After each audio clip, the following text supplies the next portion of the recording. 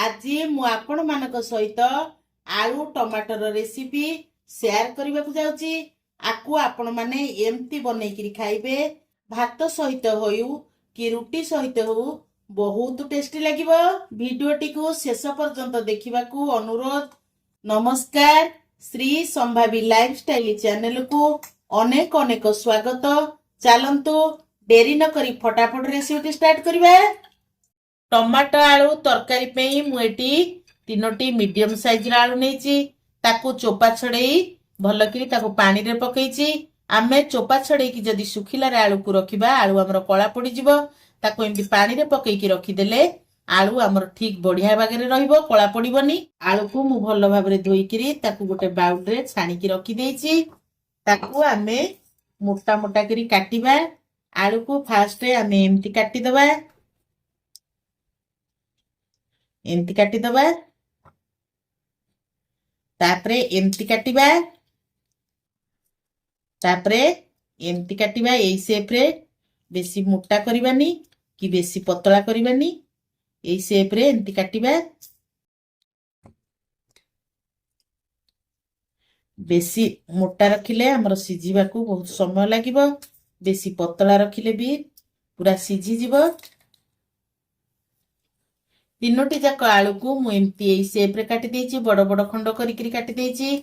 आकु मु आउ गोटे ग्लास पानी देई आकु भलो भाबरे हम चकटी करी धोई दबा। आलू को मु भलो भाबरे धोई करी पुनी भलो पानी भर्ती करी रखी देइची। कटा आलू को भी आमे जदि पानी रे न पकेइबा से भी कला पड़ी जिवो, सेथि पई मु आकु पानी रे भलो करी धोई दाई करी रखी देइची। मु एठी दुईटी टमाटो को एमती टिक टिक करी काटी देइची। आपण माने जदि खाली आलू तरकारी करिवा को चाहंती ताले गोटे टमाटो नेबे। जेहेतु मु एठी आलू टमाटो तरकारी करिवा को जाउची सेथि पई दुईटी टमाटो को मु एमती टिक टिक काटी करी नउची। हाफ इंच रो अदा को मु चोपा छड़ी भलो करी धोई करी ताको एमती टिक टिक करी काटी करी पकई दउची। 6-7 गुला रसुण ताको चोपा छड़ी मु धोई दाई करी तादरे पकई दउची। मु एठी गोटे बड़ चामच रे हाफ चामच जीरा नहीं जाउची, हाफ चामच धनिया नउची। मसला रे हमर जीरा धनिया बाटिले तार तरकारी रो टेस्ट टा बहुत बढ़िया आसे। मु मसला सब को भलो करी पालिश करी ग्राइंडिंग कर देइची। आकु हमें साइड रे रखी नेक्स्ट प्रोसेस को जिबा। आलू टमाटर तरकारी मु आज प्रेशर रे करिया को जाउची। एबे गैस रे मु गोटे प्रेशर बसै देइची। प्रेशर हमर गरम होई गेलानी।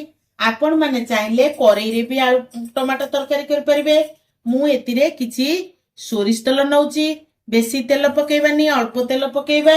तेल हमर गरम होई गेलानी। मु एठी गोटे बड़ अळैच नैची, गोटे तेजपत्र, अल्प जीरा, दीटा सुखिला लंका। मु एतिरे जीरा पकेइ दउची। ए गोटा मसला जदि आपण मानक पाखरे नथिबो ताले आपण खाली जीरा पकेइ किरी तरकारी करि परिबे। जीराटा हमर पकेइले तरकारीटा बहुत टेस्टी लागे। ताको आमे भलो करी भाजी दबा। जीराटा फुटिबा को छाड़िबा। एठी देखंतु जीरा हमर पूरा फुटी गेलानी। मु गोटे बड़ पियाज को एई शेप रे एमती लंबा लंबा हिकरी, बेसी बड़ नुह कि बेसी छोट पकेइ दोछि। से पियाज आमे भलो करी ये भाजी दबा। गैस रो फ्लेम को मीडियम फ्लेम रे रखी आमे हल्का ब्राउन कलर होला पर्यंत पियाज को टिके भाजीबा। पियाज भाजिला बेले आमे हेंगु दबा। मु एतरे अल्प किछि हेंगु पकोउची। हेंगु पियाज भाजिला बेले पकेले हेंगु हमर पोड़ीबनी। आकु टिके भाजी दबा। आमे सेतरे पके दबा हाफ चमच हळदी गुंड, हाफ चमच काश्मीरी चिली। आमे आकु सब भाजी दबा। जीरा, पियाज, लंका गुंड, हळदी गुंड सब एकाठी मिसेइकरी आमे टिके कसी दबा ताकू। ये हमर भाजी हे गेलानी। आमे बाटी किरी रखिथिबा मसला को मु सेतरे पकेइ दउची। नु एमसी भंडा किरी टिके कसीबा। म जो ग्राइंडर रे मसला बाटिथिली से ग्राइंडर जार धोई किरी अल्प टिके पानी देई दउची। आकु आमे भलो किरी कसीबा। आमे सेतरे स्वाद अनुसार लूण पकेइबा। आकु आमे भलो किरी कसी दबा। आकु भलो करी गोळेई सारला परे ये भलो करी कसी होवा पई आकु गोटे मिनिट आमे प्रेशर घोड़नी देई एमती कवर ପ୍ରେସର ଦବାନି କିନ୍ତୁ ଏମିତି ଟିକେ କଭର କରିକି ରଖିଦବା 2 ମିନିଟ। ମସଲା ଆମର କଷି ହେଲା ଭିତରେ ମୁଁ ଗୋଟେ ଏଠି କାଚ ଗିନା ନେଇଛି, ସେଥିପାଇଁ ମୁଁ ଦଉଛି 2 ଚାମଚ ଦହି। ଏବେ ଦହିରେ ମୁଁ ଦଉଛି 1/2 ଚାମଚ ଧନିଆ ପାଉଡର, 1/2 ଚାମଚ ଗରମ ମସଲା। ତାକୁ ଆମେ ଭଲକିରି ଗୋଳେଇ ଦବା। ଆକୁ ଆମେ ଭଲକିରି ଗୋଳେଇ ଦେଇ ଆକୁ ସାଇଡରେ ରଖି ଦେଇକିରି ଆମର ଦେଖିବା ମସଲା ଆମର କଷି ହେଲାଣି ନା ନାହିଁ। ଏବେ ଆମେ ଘୋଡ଼ଣୀ କାଢିକି ଦେଖିବା। ଦେଖନ୍ତୁ ମସଲା ଆମର ପୁରା କଷି ହେଇଗଲାଣି, କେତେ ସୁନ୍ଦର ବି ବାସ୍ନା ପଳେଇ ଆସୁଛି, ତଳେ ବି ଟିକେ ଲାଗିନି। ମସଲା ଏବେ ଆମର କଷି ହେଇଗଲାଣି। ଏବେ ମୁଁ ଦହି, ଧନିଆ ପାଉଡର, ଗରମ ମସଲା ଯୋଉ ମିଶ୍ରଣ କରି ତାକୁ ରଖିଥିଲି ଏବେ ମୁଁ ସେଥିରେ ପକେଇ ଦଉଛି। ପକେଇ ସାରିଲା ପରେ ଆମର ଗ୍ୟାସ ର ଫ୍ଲେମ କୁ लो फ्लेम रे रखी ताको आमे भल किरी कसिबा। गैस रो फ्लेम को आमे लो फ्लेम रे रखी दही पकई सारला परे एमती एमती गोळेबा, बिल्कुल भी ताको छाड़ीबानी, एमती गोळौथबा नहले दहीटी हमर छिंडी जिवो। एबे मसला हमर कसी हे गेलानी, दही मसला सब मिसी गेलानी। एबे मु सेतिरे 2 ग्लास पानी दे दउची। आपण माने आपण को हिसाब रे जेतिकी ग्रेवी रखिबे सेतिकी पानी देबे। झोल को आमे बेसी पानिया रखिबानी कि बेसी मोटा रखिबानी। मु पानी रे काटी की रखिथिबा आलू को ताको भल्लो कि छाणी किरी आदि रे पकई दउची। एबे एथिरे मु कस्तूरी मेथी किछि पकई दउची। आपण को पाखरे जदि कस्तूरी मेथी नथिबो आपण ताको स्किप करि परिबे।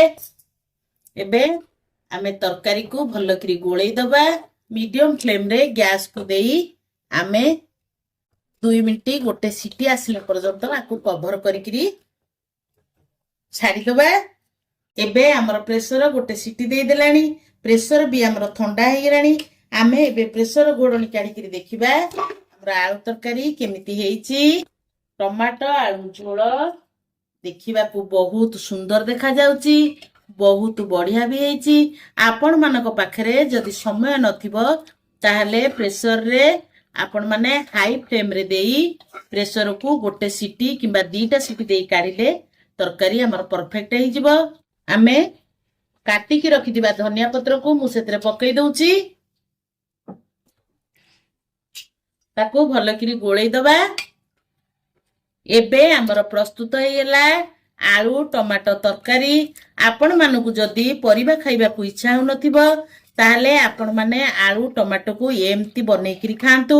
केमिति लागिला मो सहित कमेंट रे शेयर करंतु।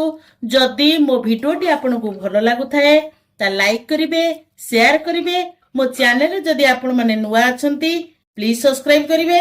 रहूची पुणी देखाबा नेक्स्ट वीडियो रे। जय जगन्नाथ।